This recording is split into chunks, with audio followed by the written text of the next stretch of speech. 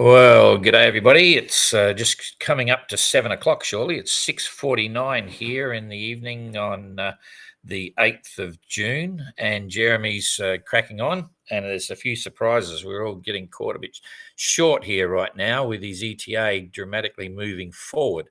And I'll try and explain what's going on here. First of all, so here's the tracker. Here's Jeremy, and he's very close to us right now. We can't quite see him, but he's not that far away. We've just given him his position and his projected outlook for the weather, which is quite surprising. So at the moment, he's about 36 miles out of Les Sables d'Olonne, and if he was able to go at 6 knots, it's only 6 hours away. Which would be about midnight tonight, but he still can't do that. And the weather forecast here, as you can see, is suggesting not a lot of wind. And in fact, if we come back on that, you'll see it's a big wind hollow there, and we've been monitoring that. There's a constant airflow behind, and if we start pushing it forward, then we've been looking at the wind possibly swinging around to the northwest. This position now was actually at about half an hour ago, or nearly 50 minutes ago. This is where he was. And the wind has indeed started to swing around to the northeast, which looks pretty reasonable on this tracker. And if we push through, the breeze is okay, but it swings head to wind again very quickly within a few hours, which would have slowed him down. But just this little bit of a hole here, what's this all about? So if we now come over to windy, and hopefully you can see that. I'll just double check what you've got here on the windy screen. That's not windy. I've moved the wrong way across. Hang on a sec. We come on here. This one should come up. Okay, so now you've got the windy screen, and that's his current position right now. So I've got to get onto windy.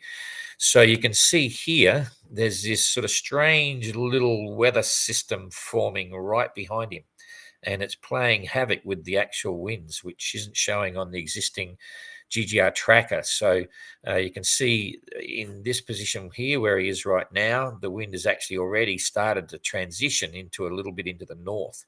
Okay, so instead of showing the this easterly wind, it's actually starting to transition into north of east, which is actually good for Jeremy because he's now coming over onto Port Tack, which will send him down past the island here. And if we slowly work that through with timeline, you can see there's the distinct northeasterly airflow, which is perfect. So Jeremy can now start beam reaching more or less across the front of this. And this is through till about midnight tonight local time. Still got a good beam breeze there.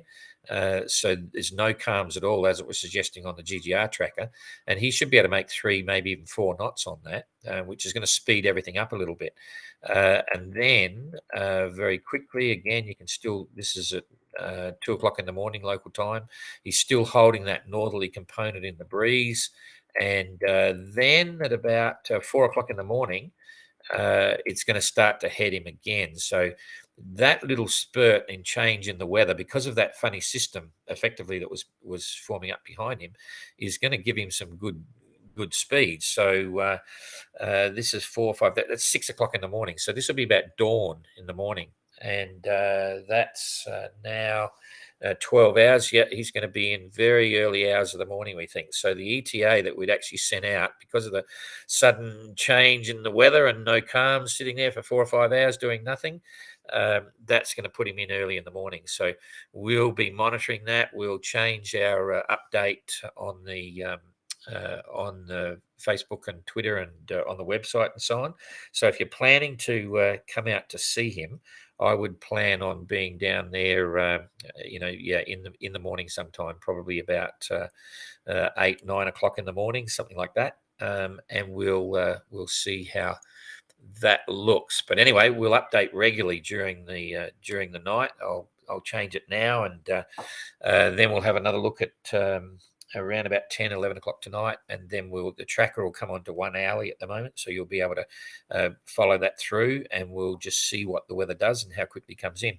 Interesting comment from Jeremy. He's down to his last tin of food tonight. So he'll arrive with nothing on the boat, which is quite amazing.